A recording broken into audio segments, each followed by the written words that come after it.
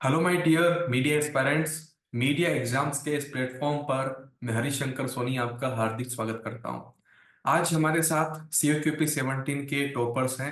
इससे पीछे वाला सेशन भी मैंने टॉपर्स के साथ में किया था, और इस वाले सेशन में भी जो है हमारे साथ कुछ और भी टॉपर्स जुड़े हुए हैं, जैसे कि गौतम जी हैं, आदित्य जी हैं, प्रियंका जी है, त्रिशा है, प्रियांशी है, सचिन जी है, अनुपम जी है। तो ये सब लोग आज हम इनके साथ हम बात करेंगे कि इनकी स्ट्रेटजी क्या थी, इनकी प्रिपरेशन जर्नी किस तरीके से रही, स्ट्रेटजी किस तरीके से रही, क्या इनका एजुकेशनल बैकग्राउंड है, और इतने अच्छे स्कोर के साथ में अब ये क्या ऑप्ट करना चाहते हैं, कहाँ आगे बढ़ना चाहते हैं। तो फर्स्ट ऑफ ऑल अनुपम जी, मैं आपको बहुत बहुत बधाई देते हुए आप ही से पूछना चाहूंगा कि आपकी प्रिपरेशन जर्नी किस तरीके से रही, कैसे आपने प्रिपेयर किया, और आगे आप क्या चूज करना चाहते हैं। मैं मीडिया बैकग्राउंड से ही आता हूँ। मैंने अभी अपना बैचलर्स इन जर्नलिज्म कोर्स किया है। ऑलमोस्ट अब 6 सेमेस्टर में हूँ, एंड सेमेस्टर। और कहीं ना कहीं मीडिया बैकग्राउंड से होने के नाते काफ़ी कुछ चीज़ें ऑलरेडी जानता ही था, लेकिन कहीं ना कहीं स्ट्रीमलाइन करने में हम्म। सब्जेक्ट को, क्योंकि कई काफ़ी अलग अलग सोर्सेज होते हैं, तो स्ट्रीमलाइन करने में सब्जेक्ट को आपके कोर्स ने बहुत हेल्प किया। हम्म। एंड और मेहनत करता तो और अच्छा भी आता। कुछ कमियां रही उसमें भी, but that was there. And आगे मैं चाहता हूँ कि मैं आईएमसी से ईजे या फिर एट पीआर, इन दोनों में से किसी एक को ऑप्ट करूँ। ये मेरा स्ट्रेटजी था normal. And the thing was कि न्यूज़पेपर की रीडिंग में कर ही रहा था, और बेसिक्स को मैं फॉलो कर ही रहा था। और जैसे कि मैंने बताया कि मीडिया बैकग्राउंड कहीं ना कहीं था पीछे, तो उससे भी काफ़ी हेल्प मिली, और इनफैक्ट आपके क्लासेस से भी। So that is it. तो आप कहाँ के रहने वाले हैं अभी, और कहाँ से आपने ग्रेजुएशन की अपनी। मैं मूलतः तो दिल्ली से हूँ, बट मैं अभी अपना बीए जेएमसी महात्मा गांधी केंद्रीय विश्वविद्यालय बिहार से कर रहा हूँ। अच्छा। जी। आप दिल्ली से होते हुए बिहार से ग्रेजुएशन आपने की, ये तो काफी बड़ी बात है, क्योंकि बिहार की जी। ग्रेजुएशन बड़ी भारी ग्रेजुएशन होती है।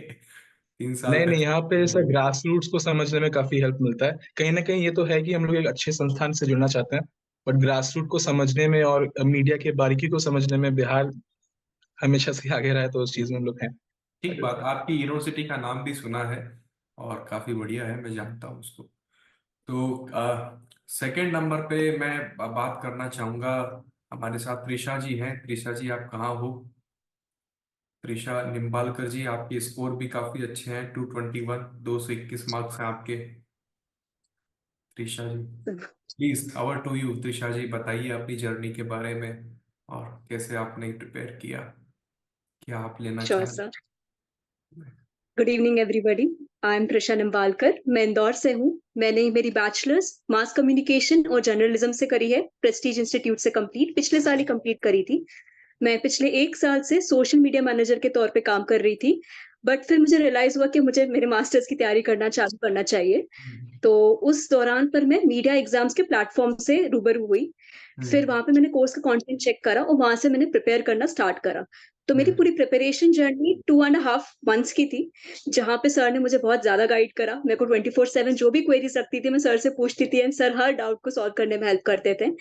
अ, इस 2.5 मंथ्स की जर्नी में अगर जो भी एस्पायरेंट अभी से स्टार्ट कर रहा है प्रिपेयर करना, मैं उनको सजेस्ट करूंगी कि पहली चीज वो रोज न्यूज़पेपर पढ़े, जो बहुत इंपॉर्टेंट है। जी। सेकंड चीज, जो हम लोग सोचते हैं कि अगर अभी से प्रिपेयर करना चालू कर रहे हैं तो हमारे ऊपर एक प्रेशर होता है कि अच्छा college at the end of the day आना चाहिए। हम्म। बट आई बिलीव एस्पायरेंट्स को कहीं ना कहीं अपने अंदर एक क्यूरियोसिटी जगा के रखनी चाहिए कि अगर सामने क्या चीज हो रही है, अगर सुप्रीम कोर्ट ने कोई वर्डिक्ट दिया है वो हमको किस तरीके से इम्पैक्ट हो रहा है। फॉर एग्जाम्पल, किसी भी एस्पायरेंट को क्यूरियस होना बहुत जरूरी है। अगर वो क्यूरियस रहेगा, एक लर्नर के तौर पे चीजें ग्रैप्स करेगा, तो आई थिंक ये प्रोसेस जो है उसके लिए वो ज्यादा सिंपलर एंड ईजी रहेगी। तो इवन जब मैं 2.5 मंथ्स में तैयारी कर रही थी, मेरे पे भी प्रेशर था कि अच्छा इंस्टीट्यूट मिलेगा कि नहीं मिलेगा। बट मैं यही सोच रही थी कि अगर नहीं भी मिला तो ये सब चीजें मुझे सीखने को मिलेगी, और आई थिंक मेरे मीडिया प्रोफेशनल में एज अ बैकग्राउंड में मुझे और नॉलेज मिलेगा, तो शायद अगर कहीं और जॉब पर भी जाऊंगी तो मेरे लिए बेनिफिशियल ही रहेगा। फिर मैंने लास्ट के 20 डेज में मोस्टली मॉकअप्स, आपने जो प्रिपेयर करे थे सर, 30 मॉकअप्स जो थे test wise, specific subject related test थे, उसको मैंने प्रिपेयर करना चालू करा। मैंने बस एक चीज डिसाइड कर ली थी कि अब लास्ट 20 डेज है, मैं नेक्स्ट सब्जेक्ट्स को ज्यादा नहीं पढ़ूंगी, जो इंपॉर्टेंट है उनको रिवाइज करूंगी। जो ज़्यादा स्कोरिंग सब्जेक्ट्स हैं उनके ऊपर थोड़ा-सा फ़ोकस करूँगी, उनको मे बी याद करूँगी और साथ ही साथ जो मॉक टेस्ट है उनको प्रायोरिटी पे रखूँगी। तो डेली बेसिस पे मैं 2 मॉक टेस्ट करती थी और साथ ही साथ टेस्ट स्पेसिफिक सब्जेक्ट स्पेसिफिक जो टेस्ट रहते थे, उनके 1-2 टेस्ट लगा लेती थी। और एक और इम्पोर्टेंट बात मुझे लगता है एस्पायरेंट्स को समझनी चाहिए कि जब भी वो कोई टेस्ट देते हैं या मॉक टेस्ट भी देते हैं, वो हमेशा 1 आवर 45 मिनट्स का जो टेस्ट होता है उसको 20 मिनट में करके छोड़ देते हैं कि हमको बाकी नहीं आते, हम बाकी नहीं करेंगे। और वो सबसे प्रॉब्लमैटिक एस्पेक्ट है। अगर आप मॉक टेस्ट कर रहे हो एटलीस्ट आपको 1 घंटा आपके पूरे क्वेश्चन पेपर के साथ स्पेंड करना है, भले वो आए नहीं आए। बिकॉज़ मेरे साथ एग्ज़ामिनेशन में भी यही हुआ था कि there were so many questions जो शायद मुझे नहीं आते थे, बट मैंने सोचा कि शायद अगर मैं उनके साथ थोड़ा-सा टाइम दूँगी, मैं अपने रीज़निंग के बेसिस पे शायद से एलिमिनेट करके आंसर कर सकती हूँ। एंड आई बिलीव शायद नॉलेज के साथ-साथ रीज़निंग भी ज़रूरी था, जिसके कारण मुझे स्कोर मिला। एंड सर का गाइडेंस तो था ही था। तो thank you so much sir. बिल्कुल। और मैंने, आपको याद है, हर लाइव क्लास में यही बात बोल रहा था कि केवल नॉलेज के बेसिस पे अच्छा स्कोर नहीं आ सकता, केवल नॉलेज के बेसिस पे नहीं हो सकता। You have to apply elimination method on the questions. और ये बात आपने सही कही। हमारे जो कोर्स में भी मैंने काफी सारे बच्चों का परफॉर्मेंस देखा था। बहुत सारे बच्चे तो ऐसे ही थे जिन्होंने मॉक टेस्ट को भी जो है इतनी प्रायोरिटी नहीं दी, और काफी बच्चे जिनके स्कोर कम आए हैं, टेस्ट सीरीज लगाई हुई भी है, तो मैं चेक करता रहता हूँ ना, क्यों किसी के मार्क्स अगर आए हैं तो कम क्यों आ गए। तो सच में ये बात बिल्कुल सही है कि उन्होंने काफी कम समय जो है उस टेस्ट सीरीज को दिया। और ये बात बार बार कहते हुए, आप सब लोगों ने सुना होगा, बार बार कहते हुए ये जो गलती है हो जाती है। क्यों होती है गलती? हमारी नियति में लिखा है या हमारी गलती है, कैसे, जो भी कारण हो, लेकिन ये बात बिल्कुल सही है कि एलिमिनेशन मेथड को यूज करने के लिए आपको सबसे पहले मॉक टेस्ट के साथ में टाइम बिताना होगा। आपको सोचना होगा कि ये क्वेश्चन है मेरे सामने, नहीं आता मेरे को, थोड़ा बहुत आइडिया है लेकिन नहीं आता, कैसे सोल्व करें, थोड़ा सा दिमाग लगाओ, ऊपर होता है। चलिए, सचिन जी, क्या हाल चाल आपके? बहुत बहुत बधाई हो आपको। Thank you sir, thank you very much. हाल चाल अच्छे हैं। So hi everyone, good evening. So sir, मैं अगर अपने बैकग्राउंड के बारे में थोड़ा बात करूँ तो मैंने 2022 में डीयू से अपना ग्रेजुएशन कंप्लीट किया था, जी। पॉलिटिकल साइंस और इकोनॉमिक्स में।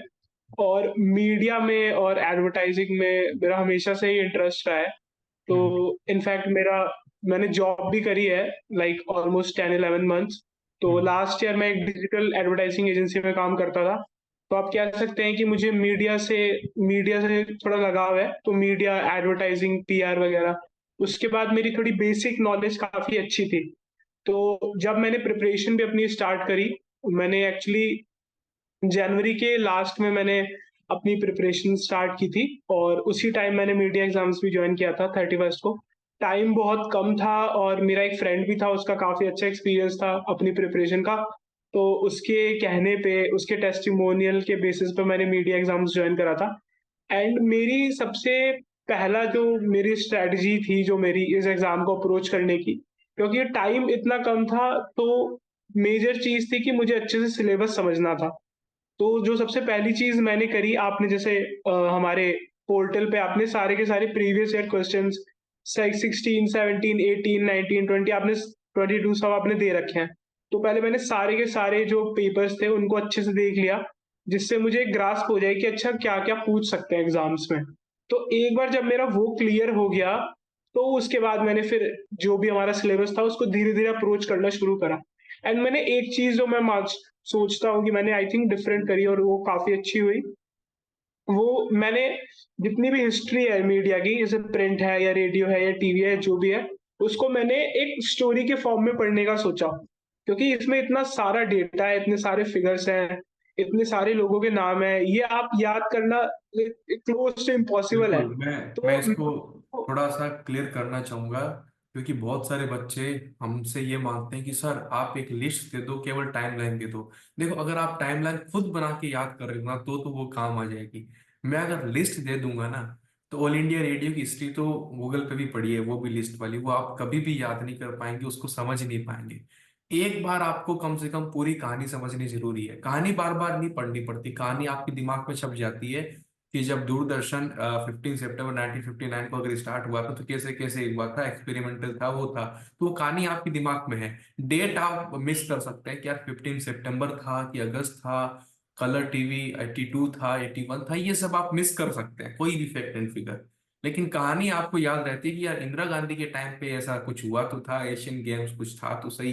कुछ ना कुछ आपको जो है कहानी याद जरूर रहती है, और वो आपको फैक्ट्स को याद रखने में मदद करती है। केवल आप एक लिस्ट पूरी फैक्ट वाली याद नहीं कर सकते हैं, it is impossible. Yes, last में रिवाइज करने के लिए ये थोड़ा सा काम आ सकता है। Continue please.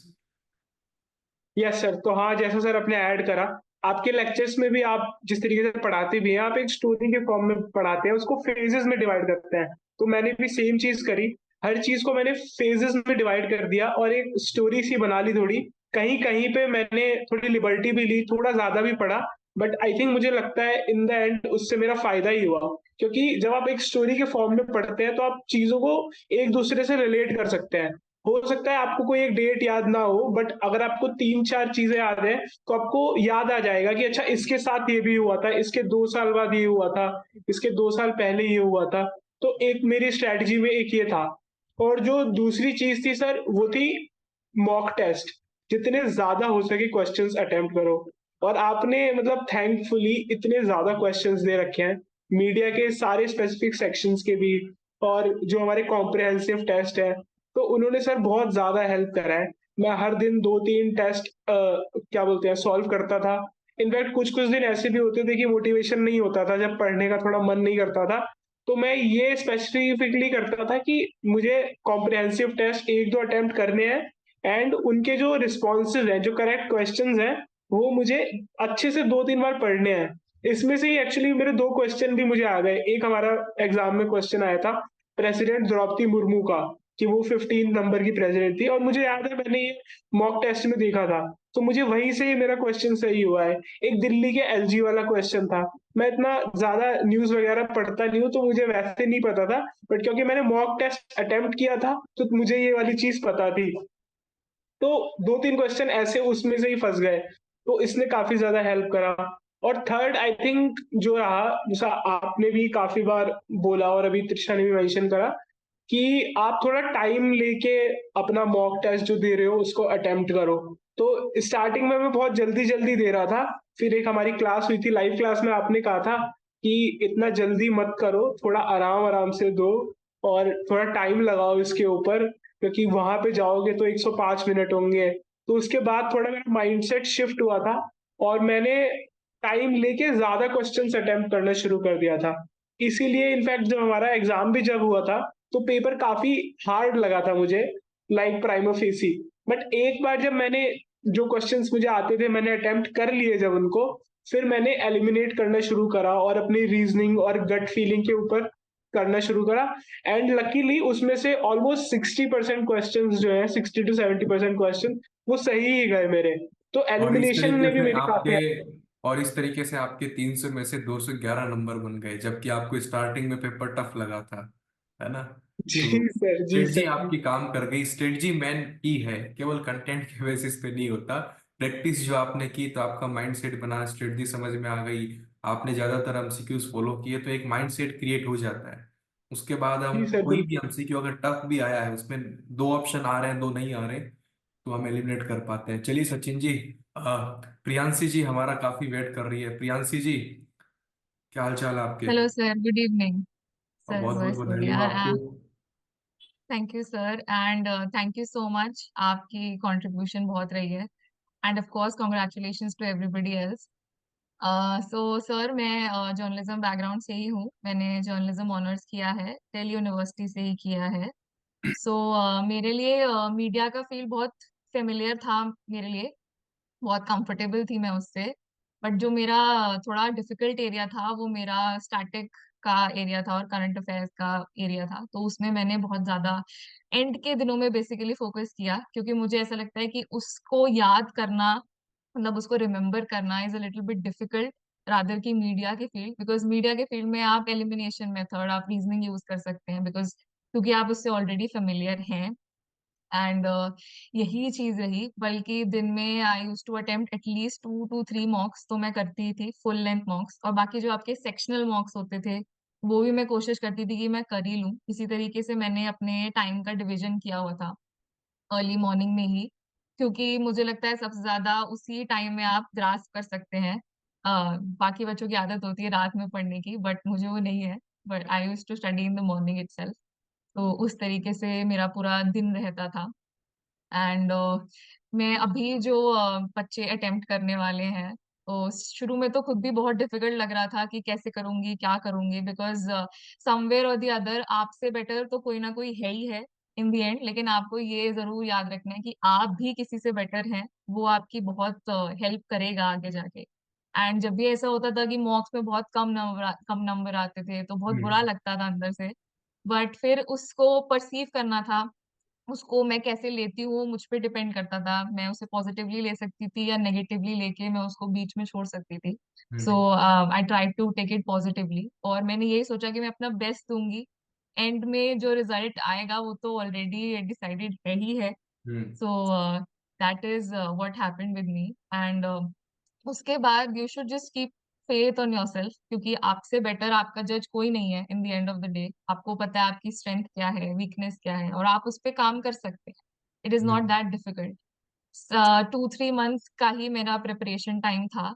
लास्ट के टाइम में आपके मॉक्स ने बहुत हेल्प किया। आपकी लाइव क्लासेस इतनी इंसाइटफुल होती थी कि मतलब उसमें ही 10 to 20% कंसेप्ट क्लियर हो जाता था। आंसर पहले से आता होता था, बट स्टिल क्यों है, किस लिए है वो आंसर, वो आपके लाइव क्लासेस को देख के बहुत क्लियर हुआ। इवन योर रिकॉर्डेड लेक्चर्स और आपके आपने नोट्स भी। जैसे सो जर्नलिज्म की पढ़ाई पहले से की हुई थी, और हमारे यहाँ से हाँ जी, आपने, मैंने देखा आपने केवल टेस्ट सीरीज ज्वाइन की थी लास्ट के हाँ मंथ में। जी, तो हाँ जी। कंटेंट में कितना फर्क दिखाई दिया आपको?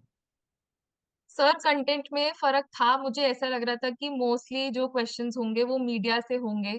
मतलब जैसा आपके मॉक में था तो 50-50 डिवीजन था ऑलमोस्ट। मुझे ऐसा लगा था कि हम्म। मोस्टली मीडिया से ही होंगे।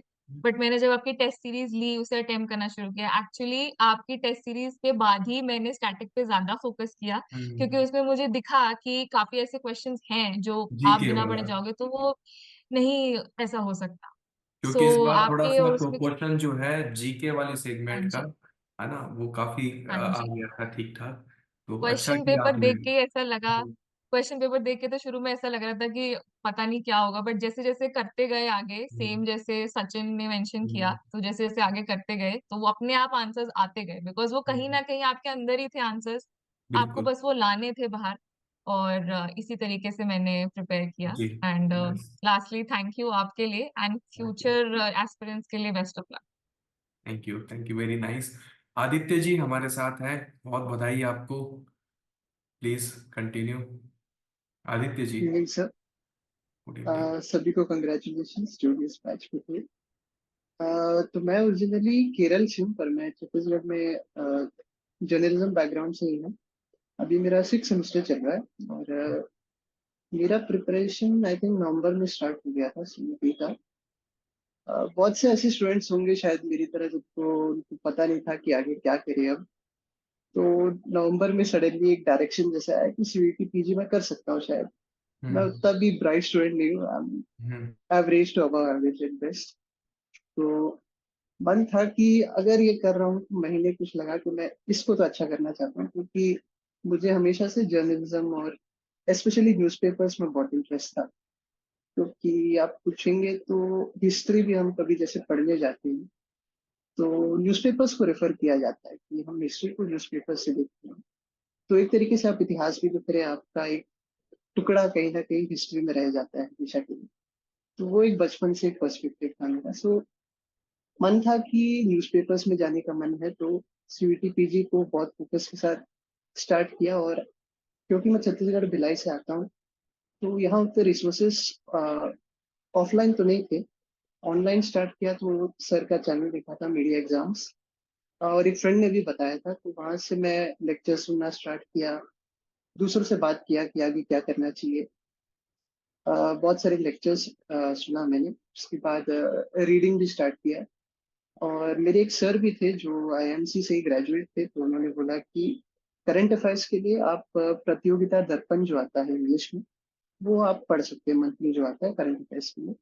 और न्यूज़पेपर पढ़ना बहुत जरूरी चीज है, जो आजकल छूट जाता है, जैसे सभी ने कहा होगा। जैसे दिल्ली के लेफ्टिनेंट गवर्नर कौन थे वो मुझे याद नहीं था। बट मैंने पेपर में पढ़ा था तो वीके सक्सेना ने ऐसा कहा या ऐसा एक्शन लिया, वो कहीं ना कहीं मन में रह जाता है। तो यही था। अगर कोई मुझसे आके पूछता है कि आपकी स्ट्रैटेजी क्या थी, तो लगता है नहीं कभी कभी कि मैंने एकदम प्लान करके किया था। पर मुझे एक गोल था कि मुझे यहाँ पहुंचना है, मुझे कुछ करना है, मुझे कहीं ना कहीं इस फील्ड में अपना एक मार्क छोड़ना है। तो इस गोल के साथ शुरू कीजिए आप। न्यूज़पेपर्स रोज पढ़िए, और कोई भी आपको फैक्ट दिखता है जो आपको जरूरी लगे, तो मैं उसको हमेशा एक डायरी में नोट कर लेता था। और आखिरी में उसको मैं बार बार देखते रहता था कि हाँ ये जरूरी है। जैसे ये जब सीयूईटी में आपके भी। सामने जब आपके सामने पेपर आया 14 मार्च को, जी। तब आपको कैसा फील हुआ पेपर आने के बाद में? टफ लगा या खुश हुए? आपके क्या फीलिंग थी उस समय? स्टार्टिंग के लिए लेकिन बहुत सारे क्वेश्चंस, 4-5 क्वेश्चंस जनरल नॉलेज के थे, नर्वसनेस तो हुई उस तभी दिन काफी बड़े आपको? थे। हाँ नर्वसनेस? बिल्कुल।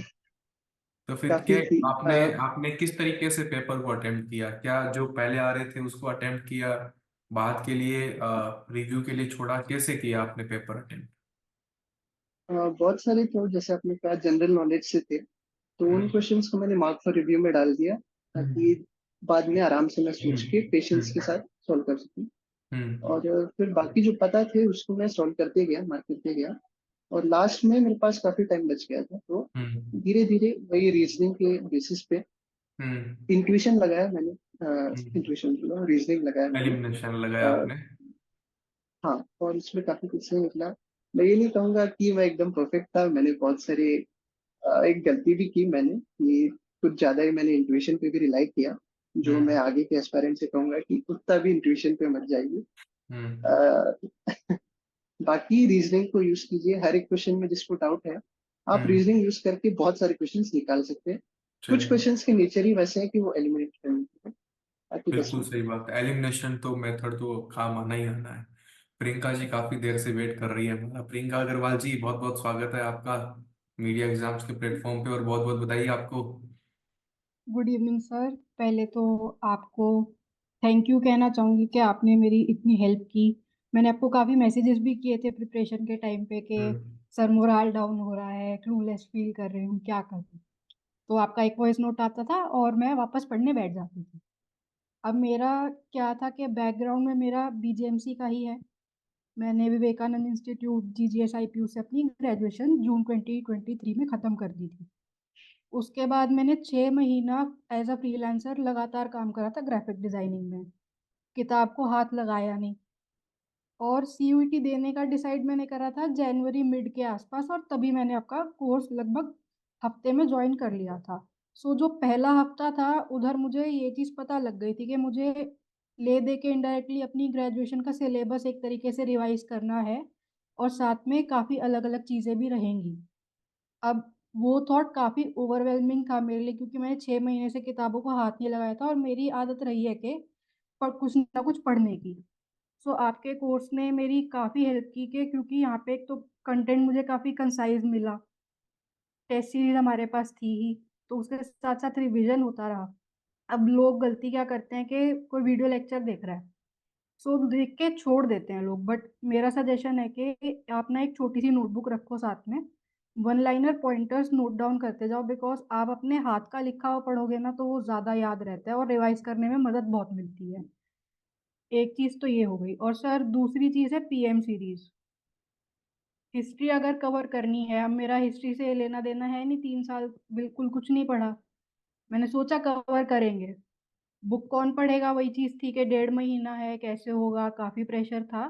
सो मैंने पीएम सीरीज देखी, और सर काफी ही ज्यादा अच्छी अंडरस्टैंडिंग डेवलप हुई मेरी उससे रिलेटेड। और साथ में क्या था कि एक बर्डन भी कम हो रहा था, जैसे 2 लेक्चर अटेंड करे, एक टेस्ट लगाया, थोड़े से नोट्स बनाए, पीएम सीरीज देखी, रीबूट हुए, वापस पढ़ाई पे लग गए। तो वहाँ पे ये चीज़ ने भी बहुत हेल्प करी। और सर मॉक, हमारे जो मॉक टेस्ट हैं, बेस्ट चीज़ है अपने आप को एनालाइज करने के लिए। मैंने आपको मैसेजेस भी किए थे बीच में कि सर टेस्ट में नंबर कम आ रहे थे, बीच में हम्म सिली मिस्टेक्स हो हम्म रही हैं। तो हम्म आप मुझे कहते थे टेस्ट ऐसा ही आएगा कि फ्रस्ट्रेट हो गए वहाँ पे जाके। हम्म यहाँ पर मैं परेशान भी हुई, कुछ क्वेश्चंस ओवर कॉन्फिडेंस में टिक कर दिए, गलत हो हम्म गए, बाद में बुरा लगा। कई हम्म आते नहीं थे, फिर सोच रही हूँ कि अब कैसे होगा। चाइना के न्यूज़पेपर पूछ रहे हैं, एक पता है आंसर 3 आने थे, मैंने हम्म, आपको मैसेज करा, आपने मुझे बताया कि बेटा ये है। तो वहाँ हम्म, पे टेस्ट सीरीज से आप जितना आप अटेम्प्ट करते हो उससे ज्यादा सीख के लेके जाते हो, बिल्कुल। काफी अच्छी अंडरस्टैंडिंग डेवलप होती है नॉलेज वाइज भी और इमोशनली भी।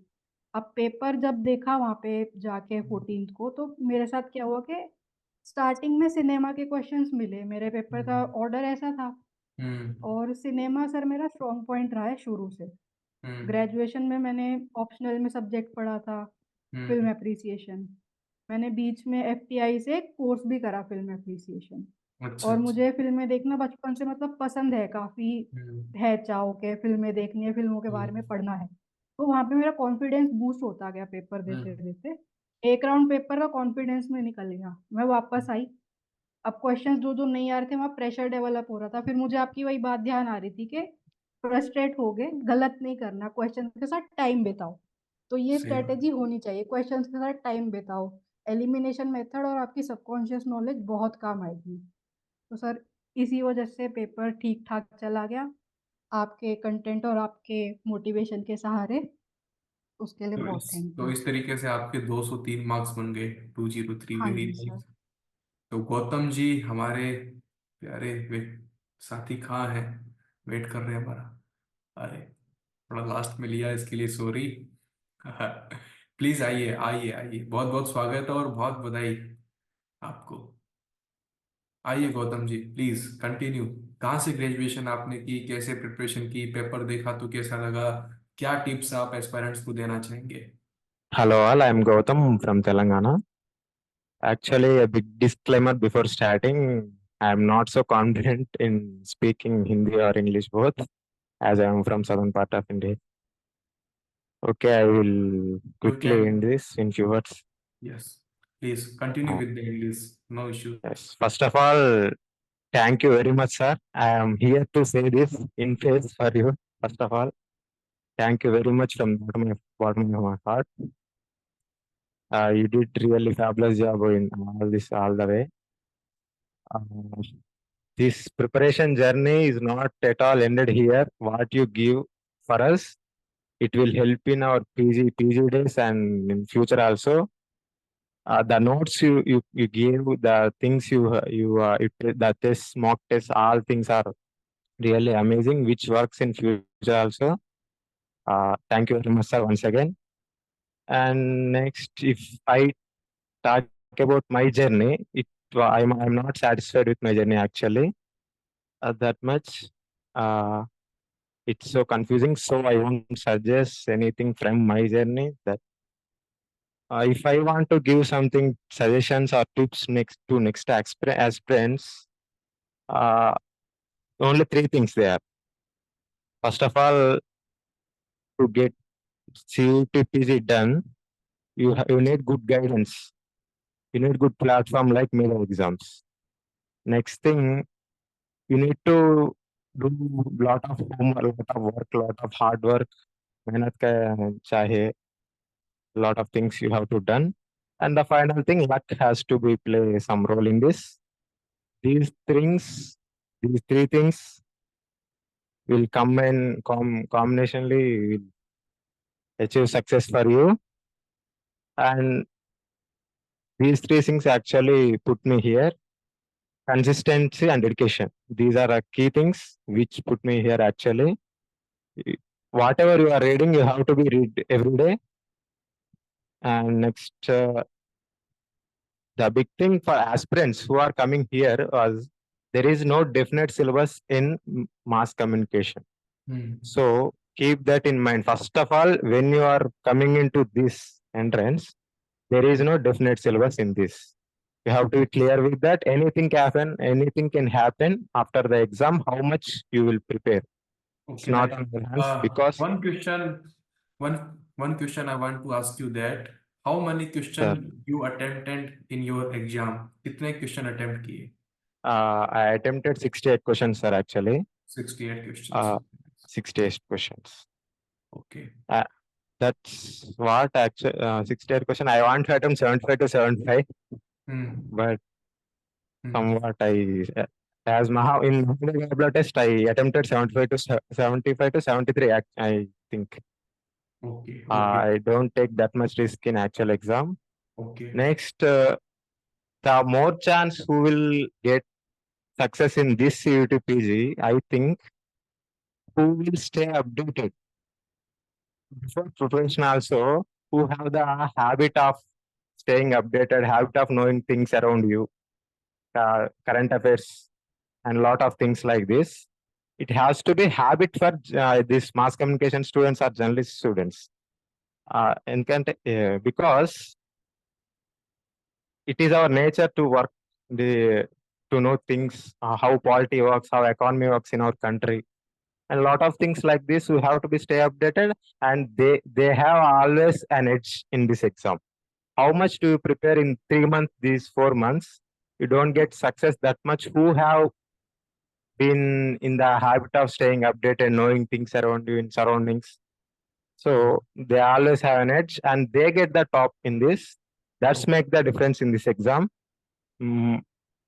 If I want to say something. Okay, okay, Gautam. We have Yes. only 4 minutes. Okay, so I want to ask a one last question with all of the toppers. Uh, I want to ask that how many question you attempted in your exam. First I want to ask from Anupam ji. Anupam ji, please आप बताइए कितने question आपने attempt किए थे.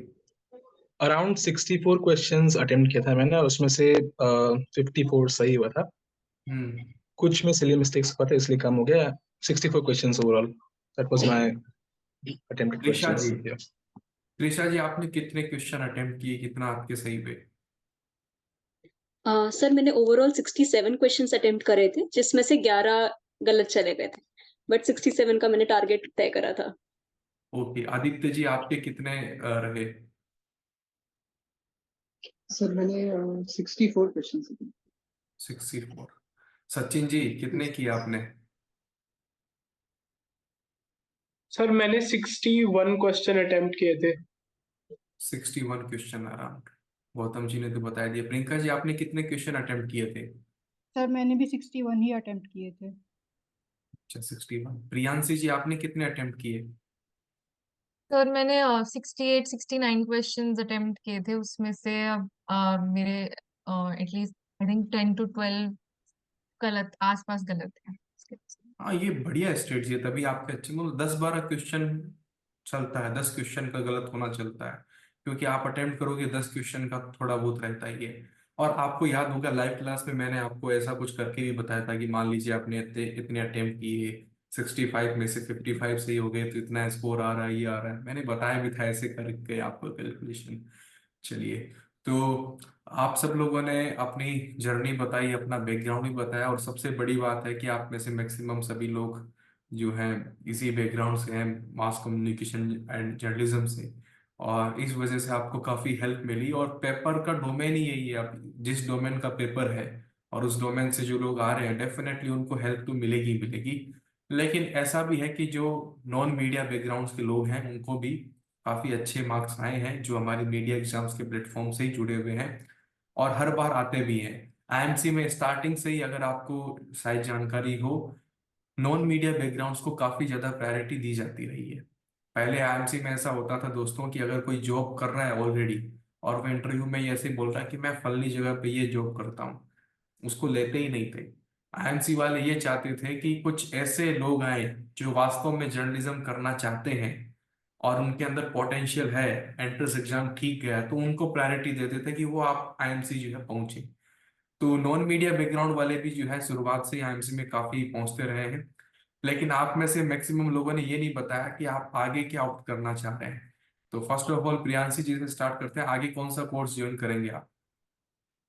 Sir पहले तो मैंने journalism honours किया ही हुआ है, तो मैं आई थिंक इंग्लिश जर्नलिज्म मेरा फर्स्ट प्रायोरिटी रहेगा। उसके आईएमसी पे अलावा हाँ जी, एडीपीआर तो रहेगा ही, बिकॉज आई थिंक उसमें ज्यादा और भी ज्यादा स्कोप है इंग्लिश जर्नलिज्म से तो ज्यादा। फर्स्ट प्रायोरिटी तो आप ये ईजे को दोनों देखो। हाँ, हाँ जी।